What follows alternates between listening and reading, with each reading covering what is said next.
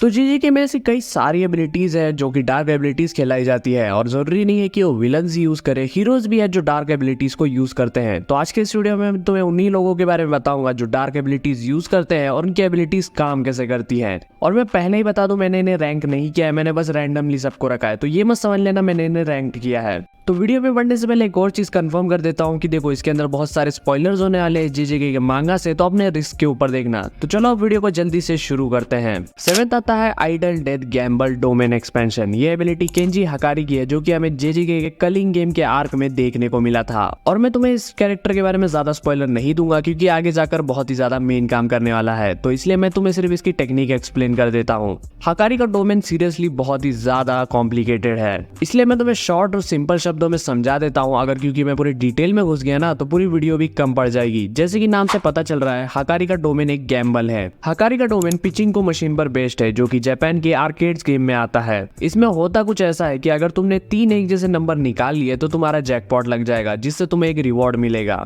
वैसे ही हकारी की टेक्निक भी कुछ ऐसे ही काम करती है। अगर हकारी ने 3 एक जैसे नंबर निकाल लिए तो उसका जैकपॉट लग जाएगा जिससे कि उसकी कर्स्ड एनर्जी इन्फिनिटी हो जाएगी और उसकी body automatically reverse curse technique use करना शुरू कर देगी। और इस टाइम पीरियड के अंदर हकारी पूरी तरीके से इनविंसिबल बन जाता है। बट इसका सिर्फ एक ही ड्रॉबैक है और वो है इसका टाइम लिमिट। हकारी के जैकपॉट हिट करने के बाद वो सिर्फ 4 मिनट और 11 सेकंड तक ही इनविंसिबल रहेगा। उसके बाद उसकी पूरी कर्स्ड एनर्जी रिस्टोर हो जाएगी, उतनी जितनी स्टार्टिंग में थी डोमेन स्टार्ट करने से पहले। इसका मतलब कि हकारी फिर से जैकपॉट हिट करने का ट्राई कर सकता है। बट ये मत भूलो कि ये पूरा गैम्बल है क्योंकि ये पूरी तरीके से लाइफ और डेथ के बीच में, अगर जैकपॉट नहीं लगा तो तुम खत्म हो। और मैंने ये पूरी टेक्निक सिर्फ सिंपल शब्दों में बताई है, तो इसके अंदर ऐसी कई चीजें हैं जो मैंने नहीं बताई है, तो कमेंट्स के अंदर जाकर गाली मत देना। अगर तुम लोग चाहते हो कि मैं पूरी फुल वीडियो बनाऊं इसके ऊपर, वो भी डिटेल में, तो कमेंट में बस हकारी लिख देना। 6th आता है कोकिची मोटा हेवनली रिस्ट्रिक्शन। तो अभी तक तुम्हें हेवनली रिस्ट्रिक्शन के बारे में पता चल ही गया होगा, अगर नहीं है तो कोई बात नहीं, मैं बता देता हूँ।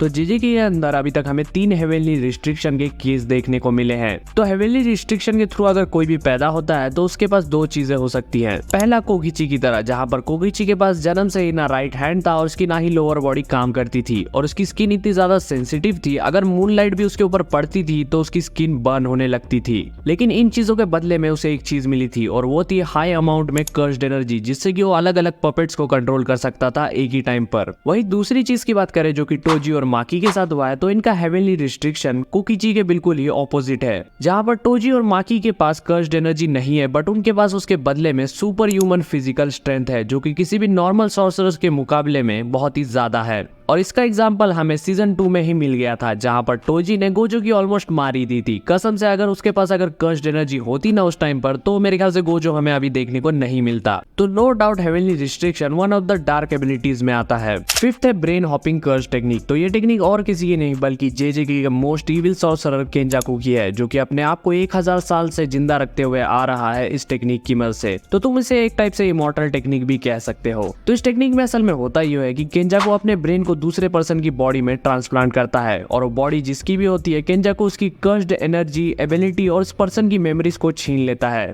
और केंजाकू ने 1000 साल के अंदर ऐसे कई सारे होस्ट बनाए हैं। तो अभी तक हमें सिर्फ 2 होस्ट के बारे में पता है जिसके बारे में मैं तुम्हें अभी बताता हूँ। तो प्रेजेंट टाइम के अंदर फिलहाल केंजाकू गीटो के बॉडी के अंदर है। हाँ, ये एक बहुत बड़ा स्पॉइलर है तो मुझे माफ कर देना। तो ये कांड हुआ था जुजुत्सु काइसेन की 0 मूवी के बाद, जहाँ पर गोजो ने गीटो को मारने गया, उसकी बॉडी के साथ क्या किया है वो तो नहीं पता, लेकिन हाँ उसी के बाद से केंजाकू ने उसकी बॉडी को टेक ओवर कर लिया था। और गीटो की बॉडी में आने से पहले केंजाकू कावारी इतादोरी की बॉडी में था, जो कि और कोई नहीं बल्कि यूजी की मॉम है। हाँ, ये भी एक बहुत बड़ा स्पॉइलर है तो माफ कर देना इसके लिए भी मुझे। हाँ, तो तुम लोग ये भी कह सकते हो कि केंजाकू ही यूजी की मॉम है। तो यहाँ पर सबसे बड़ा क्वेश्चन ये आता है कि यूजी की मॉम को आखिर पजेस किया ही क्यों केंजाकू ने। तो अब इसके ऊपर तो मैं अलग से वीडियो बनाकर पैसे छापूंगा, मजाक कर रहा हूँ। बस कमेंट्स में लिख देना कि तुम्हें केंजाकू के ऊपर वीडियो चाहिए और वीडियो आ जाएगी। तो नो डाउट ये एबिलिटी बहुत ज्यादा क्रीपी के साथ डार्क भी है। 4th है टेंजन इमॉर्टैलिटी टेक्निक। अगर तुमने जेजेके का सीजन 2 देखा है तो तुम्हें पता होगा टेंजन की इमॉर्टैलिटी टेक्निक काम कैसे करती है। तो नहीं है तो कोई बात नहीं, मैं याद दिला देता हूँ क्योंकि मुझे पता है तुम भुलक्कड़ हो मेरी ही तरह। तो टेंजन को अपने आप को इमॉर्टल रखने के लिए हर 500 साल में एक बार स्टार प्लाज्मा वेसल के साथ अपने आप को मर्ज करना पड़ता है ताकि वो अपने आप को इवॉल्व होने से रोक सके। क्योंकि अगर वो इवॉल्व हुए तो दो पॉसिबिलिटीज हो सकती है। पहली तो ये कि वो एक अच्छे सॉर्सरर बने या फिर एक इविल सॉर्सरर जो कि ह्यूमैनिटी के लिए एक बहुत बड़ा खतरा बन सकते हैं। इसलिए हर 500 साल में एक बार मर्ज होना जरूरी है। लेकिन यहाँ पे जो डार्क वर्ल्ड है वो ये है कि स्टार प्लाज्मा वेसल को अपने आप को सेक्रीफाइस करना पड़ रहा है एक टाइप से। और दूसरी चीज ये है कि स्टार प्लाज्मा वेसल हमेशा यंग गर्ल्स होती है। अब ऐसा क्यों मुझे नहीं पता भाई, इसके पीछे का लॉजिक क्या है, बट हाँ उनके अंदर इतना पोटेंशियल है कि वो टेंजन को वापस इमॉर्टल बनाकर रख सके। लेकिन हाँ ये क्रीपी के साथ बड़ी डार्क एबिलिटी भी है। मजे तो इसी के हो रहे हैं भाई। थर्ड है आइडल ट्रांसफिगरेशन टेक्निक, और ये टेक्निक और किसी की नहीं बल्कि एक अनरजिस्टर्ड स्पेशल ग्रेट कर्स स्पिरिट की है। तुम लोग समझ गए होंगे मैं किसकी बात कर रहा हूँ। मैं बात कर रहा हूँ माइथो की। तो no doubt Mahito one of the strongest curse spirit में से एक है, जिसकी टेक्निक आइडल ट्रांसफिगरेशन बड़ी डार्क है और काफी पेनफुल भी। इस टेक्निक में असल में होता यूं है कि अगर माइथो किसी को भी टच करता है तो उसकी सोल को रीशेप दे सकता है। इसका मतलब वो अगर उसकी सोल को रीशेप देगा तो वो उसकी बॉडी को भी रीशेप कर सकता है, जिसे हम लोग ट्रांसफिगर्ड ह्यूमन कहते हैं। और ये उन पर काम नहीं करता है जिनकी सोल स्ट्रॉन्ग है, लेकिन ये एबिलिटी काफी ज्यादा डार्क बन जाती है कभी कभी। इस चीज का एग्जांपल हमें सीजन 1 के अंदर ही देखने को मिल गया था, जहां पर नानामी और यूजी जब माइथो के साथ फाइट कर रहे थे तभी नानामी रियलाइज करता है कि माइथो ने जिन्हें भी ट्रांसफिगर्ड ह्यूमन बनाया है वो लोग अलाइव है और वो सब लोग ये सब कुछ देख रहे हैं। वो लोग इतने ज्यादा पेन के अंदर होते हैं कि वो लोग यूजी से कहने लगते हैं कि प्लीज हमें मार दो, प्लीज हमें मार दो। तो ये एबिलिटी काफी ज्यादा डार्क बन जाती है कुछ मूवमेंट पर। सेकंड है रिका's मैनिफेस्टेशन। तो जुजुत्सु काइसेन की जीरो मूवी के अंदर Rica the queen of curses को तो तुमने देख ही लिया होगा। तो यूटा और रिका दोनों ही काफी ज्यादा क्लोज फ्रेंड थे बचपन से ही, और दोनों बड़े होकर मैरिज करना चाहते थे।